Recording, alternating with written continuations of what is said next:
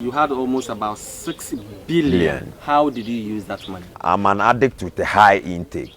What do you mean high intake? Which means I consume more stuff. The cocaine is a tranquilizer, and the heroin is a sedative. So when I tranquil, which means it speeds the rate of reaction, but the heroin will sedate me to slow me down. So definitely after I use the cocaine, I have to sedate myself with the heroin just to be normal. So tell us your story. You were into cane, and heroin. Let's begin with the drugs. What pushed you into drugs? After my sixth form education from Achimota Secondary School, due to peer pressure, half parenting, because I had lost my father as at then, I had to team up with friends just to put things together. And somewhere along the line, I fell victim to the use of drugs because I had a very close friend who was used to using heroin and cocaine. So for almost 18 to 19 years, I've been in a chain of drugs. You have a wife, right? Yeah. And then how many children? Two kids, girls. Right. Before you got married, were you still into drugs? Yes, I was into drugs before I got married. And was your wife aware you were into drugs? My wife is a novice. She doesn't know anything about that. My wife is such that from the very beginning, she was trying to be a bit inquisitive because I don't smoke outside. I don't use my drugs outside. I use it inside because I'm living in my own home. So You have your own house? yeah, I have my own place at Tesano. So I frequently visit the loo, the place of convenience. And she got to know that, no, what is wrong? Every 2-3 hours I go there, every 3-4 hours I go there. So it got to a time when my daughters were now wishing that they go with me. When they see me enter there, they start knocking. Daddy. Were they suspicious? Why the inquisitiveness? Is it as a result of the fact that your behavior generally within the house raised that suspicion? Not as such, but I think they have the affinity to belong. So they feel they have to be with their father. So everywhere they see me go, they want to go. But purposely, one day I invited one of them with me in there, and she saw whatever I was doing. What were you doing? Actually, I was using heroin on the foil. Why did you decide to take that child in there, knowing very well that that wasn't the best? I knew it wasn't the best to expose the child to that particular imagery, but I couldn't do anything about it because the child was crying vehemently to come to me. So I thought, since she was too small, How old was she? 2 years, she can come in, she won't take record of anything. But as time went on, these two kids managed to know where I was keeping my paraphernalias, my bunker, my foil, my matches and things in the bathroom. After you took the 2-year-old, did you continuously take the others along? The others were forcing to come, so it came to a time they both go with me. We are all there. They sit on their chamber pots as if they are looing, but they are not. They're just watching me. So I came from town one day. I entered the loo. I was looking for my bunker, what I use for the cocaine. I couldn't find it. Then I asked my wife who washed the loo this morning, and she told me to ask my daughters. What gave you that courage to ask your wife? Because you hadn't introduced your wife to what you do. So why did you have to go and ask your wife? I'm living in that apartment only with my wife. I understand, but then that was the first time I'm sure you may have asked your wife about it. Weren't you a bit initially drawn back? From the beginning, I had some kind of restraint asking her, but I felt we were already married and I was smoking cannabis normally. So she knew I smoke cannabis, but for that part she didn't know. But as now we were put together matrimonially, I think she should know me better. So I asked her, I've put something behind the Lou, and now I didn't mention the name. You said something. Yeah. Okay. Something. Then she told me that it was the thing is with my elder daughter, because she doesn't know what it is. Okay. Only she sees it like some metal thing with a pen.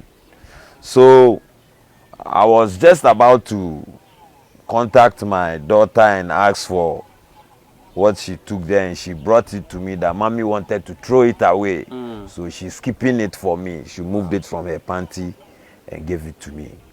So from that very first day, I saw that it wasn't the best taking the children with me. Very bad. So I threw the bunker away and decided not to smoke in the house again. When a baby a crime check foundation, I be PFR has a Aplaku West Hill. Na baby a jine, you know, any West Hills mall, about 400-500 meters away. It's just a ben pa. As I see, ya two wall a fahunina. Let's see any jesame. Any King's University College, and a bought a share. I didn't want to say, let me say, Aplaku West Hills. Baby or her and say ate. And I can say one a DSC. If say how you chrome and cassa. Then the chroma say the Ukunyane. Chowanina Hadi. Babia yama. And as I say 22 acres, one a DSC. We young Casancho, a ye toe. Bibia uhia fasa say ho pense mu bia frame o frame a mechire as I see 20 pe na eko so upebidia e 10. So I was still doing it privately, but I know the drugs are very expensive, so you need to get a great deal of money to buy. How were you able to? I understand that you were a system administrator, IT specialist. Yeah. Does it mean that you spent virtually everything you had on drugs? Virtually everything. I sold my car, even I ended up selling the house. You ended up selling the house? Your own house? My father bequeathed to me an estate, 8-bedroom apartment at Tesano, the same locality. We have about 3 houses in the same locality, where I have a plot where I've built my personal thing. We sold the house. No, let's go back. You had become so much addicted. Yes. To the point that you eventually decide to, sell a house that had been bequeathed to you. To me. How did it begin? I mean, how would you think of selling a house that had been bequeathed to you? The problem was, I couldn't conceive myself going to steal. It was a problem for me. So I was thinking of a simpler way of getting money, just to keep myself always neat, gentle, as people know me to be some time back. So I went into documents. I took a testamentary copy of my father's will, went to the court, put in application for probate, had access to everything, and now I sold the house. You sold the house? Yeah, I made an when was that? When did you sell the house? 91. 1990. How much did you sell the house? About 8-bedroom, right? 8-bedroom apartment. How much did you sell about 10 to 12 billion. 10 to 12 billion. Yeah. Old Ghana cedis. Old Ghana cedis. I want us to go back. I just want to get a picture once again. Yeah. 10 to 12 billion old Ghana cedis in 1991 was a lot of money. Yes. When you were you given the whole cash? I wasn't giving the money all per cash. I diversified the money into other ventures like educational policy, insurance for my daughters. Almost half was for my personal leisure. Half of the about the 10 to 12 billion was for my leisure and home personal leisure. Yeah, and for home activities. Okay. Apart from that, the other part went into education, insurance policy for the children. So that is positive. Now let's come to the leisure part. You had almost about 6 billion old Ghana cedis in 1991. Yeah. How did you use that money? I'm an addict with a high intake. What do you mean high intake? Which means I consume more stuff. I need to buy grams. I don't buy pinches, boosters, no. I buy enough so that I stay away from the ghetto for some time because of police rampant chasing and those things. Yeah, so at a go, how much were you able to, you know, buy at a go? I just want to have an At idea. a go, a gram of cocaine, as at that time, was almost about 800,000 to 850. Which was a lot of money then. As at then. So I buy 2 grams cocaine and I buy 1 gram of heroin. Heroin was very cheap. Was selling around 400, 500. Did you mix it? I don't mix it. The cocaine is a tranquilizer and heroin is a sedative. So when I tranquil, which means it speeds the rate of reaction, but the heroin will sedate me to slow me down. So definitely after I use the cocaine, I have to sedate myself with the heroin just to be normal. How long did that continue? Sedating you? How do you put it? Highing you, sedating you? The euphoria. Exactly. That's what you want, the feeling. So how long did that continue? It depends on your intake. And with that consignment, it takes me a whole day. The next morning I have to get the same thing. The same thing. The next morning I have to get the same thing. And then you know, many people wonder why you would spend a lot of money just for you know, just to increase. I want the term. The euphoria. The euphoria. Yeah. For what? Euphoria for what? You see, there is one thing related to drug addiction. You feel very different because of the kind of secrecy in which you use your paraphernalias, you use the kind of environment you hide yourself. You see yourself a bit different. So that was. And did your wife at a point realize that it was becoming unbecoming? You had sold the house, but before that, did your house, you know, query your sale of the house? My family, that's my siblings, really, because the house didn't belong to me alone. The house was something bequeathed from my father to the children. We are 5 in number. I lost one. You decided. I made an affidavit that they are mandating me to transact. Which was a lie. Fake paper. So what happened when they realized that after you had gone behind them? Things had already gone bad. What did they do?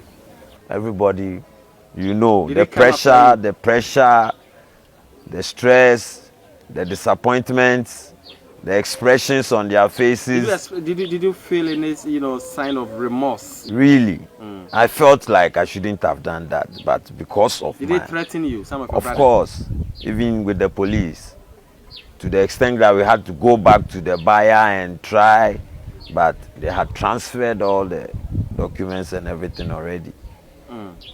So, in fact, I've really been a problem to my mother because half parent taking care of a drug addict is not easy. Is your mother alive? My mother is alive. She's 82 now.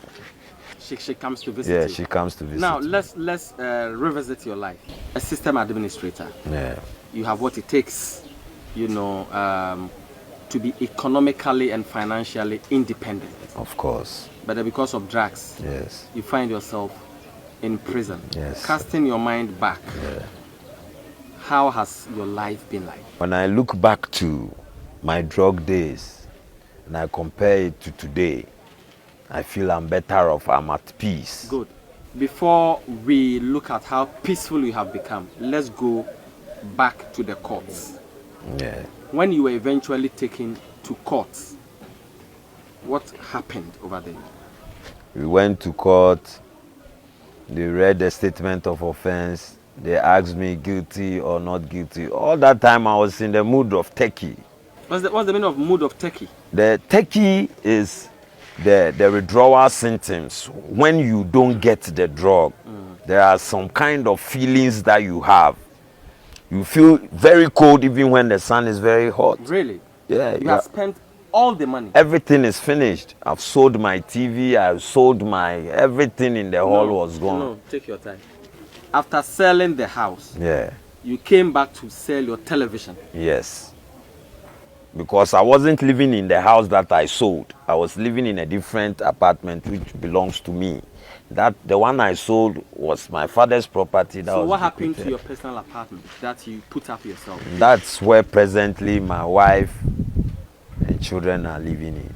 But I sold almost all the decorative things that made In the the place, house? yeah, that made the place look like a home. When you started selling the television, the cooking utensils, and so on and so forth, how did your wife feel? My wife always had a different thought, but I have stories that made her take whatever excuse. She believed you? Yes. Because the TV can be on and in a way I can make it go off. Maybe even with the remote. And I'll query, and then what is happening? TV ni fault about no, china me the kwa my me tis a gas scent be why I'm say cylinder no fault about. When it goes, it never comes. When it goes, it never comes. When it goes, it never comes. Until everything. So she realized that no. There was something amiss. What is happening? So I had to just sit her down one day and tell her everything. The unfolding drama. What happened that day? So still in my Turkish mood, they called, they read statement of offense and everything, and they asked me whether I was guilty or not guilty. I just pleaded guilty. When was that? That was 11th of June last year. So I thought when you plead guilty, they will come to amicable settlement with you and you go home. No, but you are highly educated. What made you think so? Because you tell a judge that you are guilty. It makes the work of the judge easy. It makes the work of the judge very easy.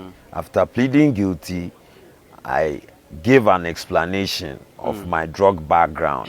When you were told, Kweku Gardner, Yeah. you've been sentenced to how many years? 2 years imprisonment. 2 years in prison. Was your wife in court? My wife was not in court, but my mom was there, my sisters were also there. How did you feel? Very aggrieved. Very aggrieved. Yeah.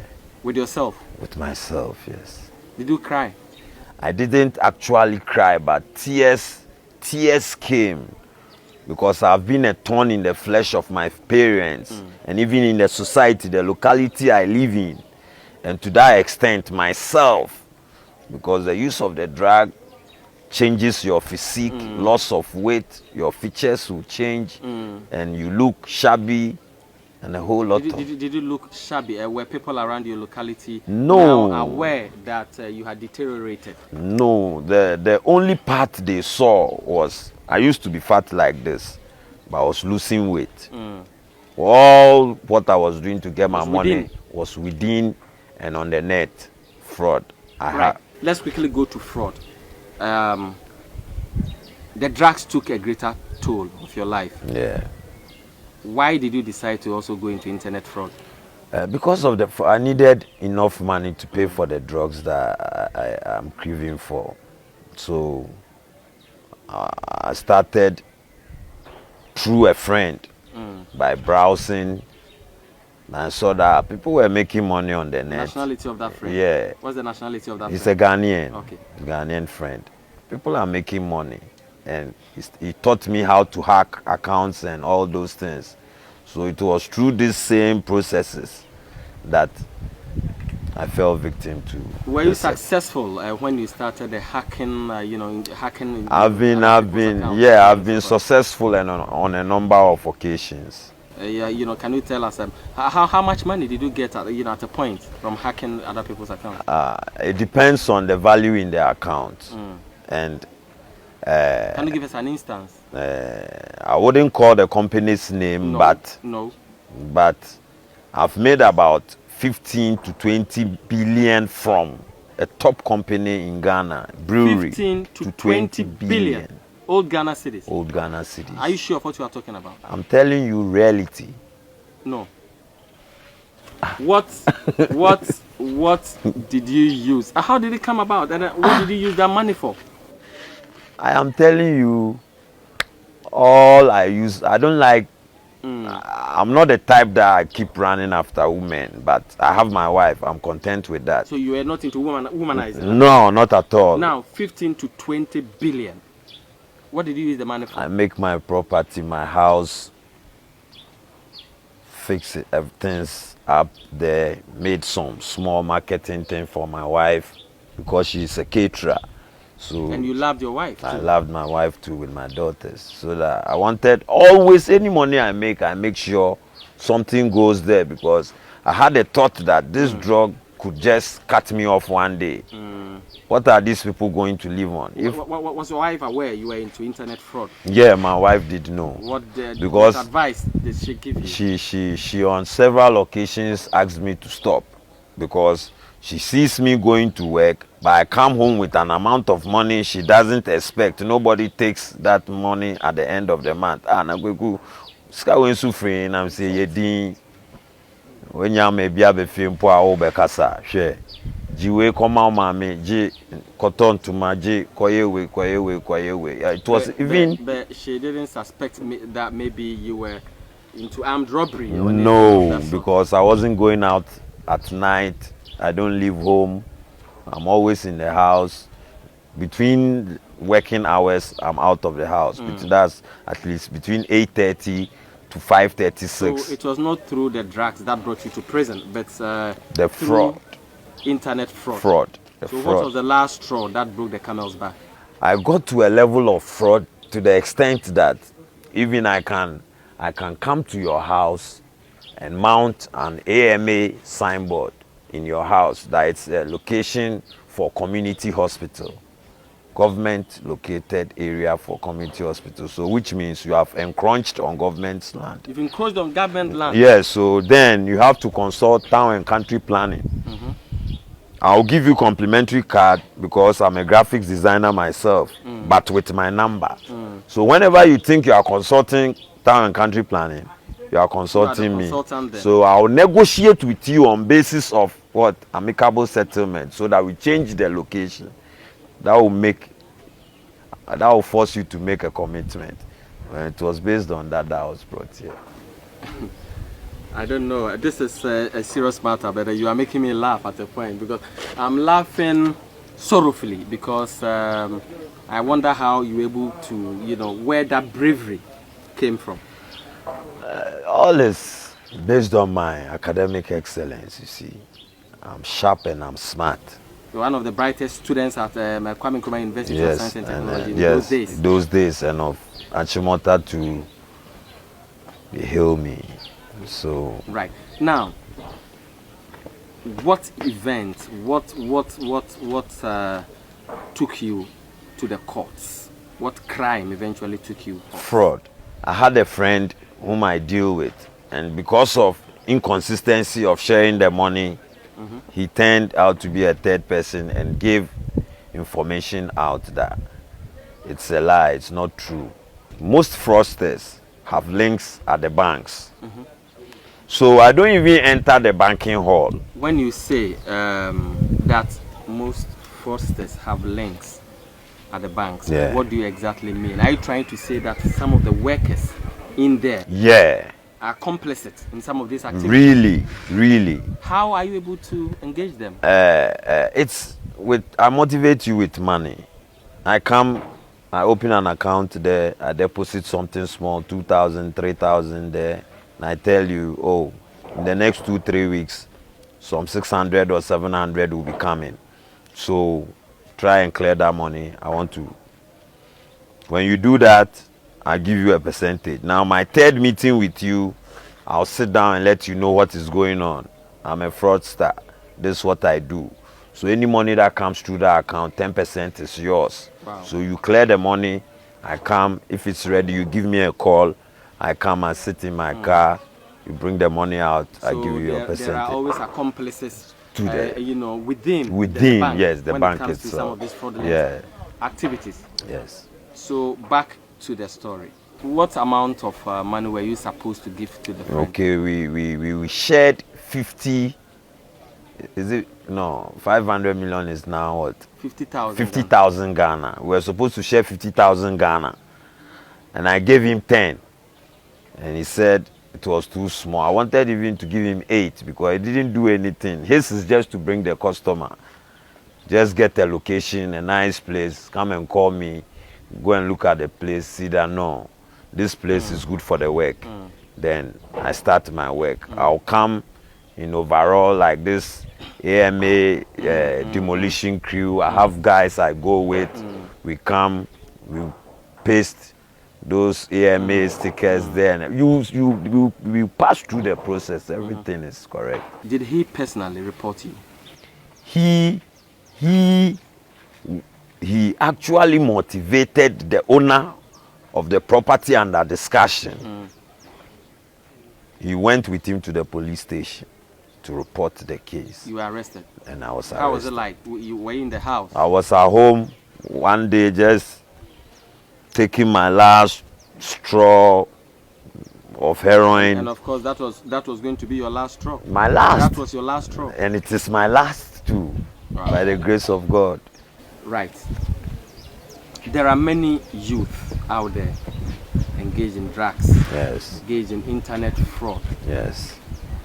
But usually, the notion out there is that most of these internet fraudsters also seek the services of malams, spiritual help.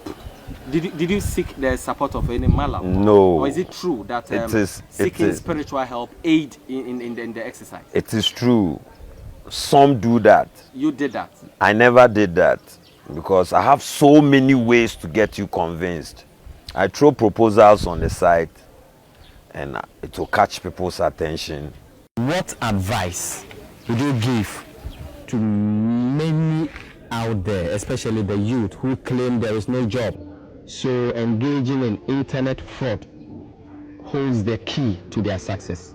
Fraud is not a resort or a relief from poverty.